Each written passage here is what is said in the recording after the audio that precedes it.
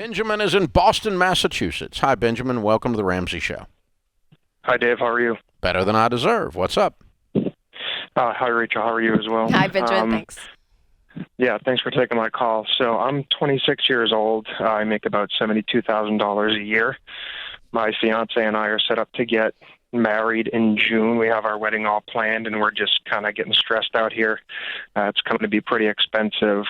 We both have student loans. I have some consumer debt that my dad What does told she me not make? to have. She makes about $50,000, so she's a doctor in residency right now. Okay, and how expensive is the wedding? We're upwards of probably about $40,000. Good God! Yes, sir. I agree with you. Benjamin's like, I know.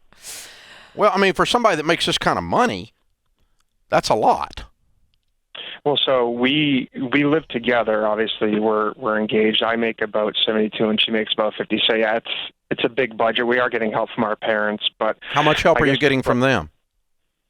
They're certainly not covering the whole wedding. But I know. How much getting- help are you getting from them? We're kind of just like getting help along the way. They're kind of helping. Okay, us. here's what your problem is. Your problem is not the amount. Your problem is there's no end to it, because you've not set a wedding budget. No. Okay. So you guys need to sit down tonight and say, okay, how much more that we've not paid for already are we anticipating? You need to manage this like a project. I don't mind somebody spending $100,000 on a wedding if they've got the $100,000 and they're wealthy people. Okay, that's all right. But don't just keep spending and then wonder why you spent too much. You need to start the project and say, okay, this is how much we have for the dress. This is how much we have for the reception. This is how much we have for the photographer, and this is the total. And we're not going over that. And we both agree to that amount. And Benjamin, by doing this, you guys are going to be pulling numbers. So say you've already mapped out a photographer and you have their price. Maybe you've already mapped out a caterer and you have their price. Now that you guys actually have things on paper and you're seeing, you may be like, oh my gosh, because I know how those situations are. And especially if you don't have a budget, you're in a meeting with the caterer trying all this. It's like, yeah, let's add this and this, because there's no limit, there's no boundary. And now that you actually have facts, you guys could go back and make different decisions on different vendors and even bring that $40,000 down some.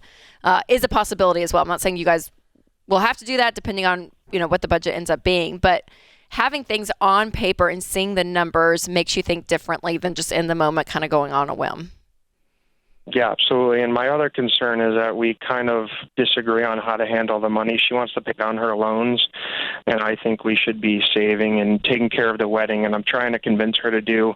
How are you going to pay for the peace. wedding if you don't save and pay for it? I guess that's a fair point, but we kind of disagree on what we should do, and I'm trying to convince her to do Financial Peace and Ramsey Plus for every dollar, and I can't get her to agree that it's worth it, so I'm also looking for advice on how I can convince her of that. Yeah. All right, we're going to give that to you as a wedding present. So she has to go now because it's free and it's my gift, and she's going to hurt my feelings if she doesn't go. So, because I have a lot of feelings, and I'm real thin-skinned and all, and kind of tender and soft and. Benjamin, tell her your why. Tell her your why.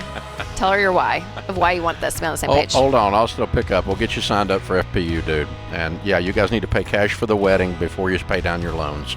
You're right.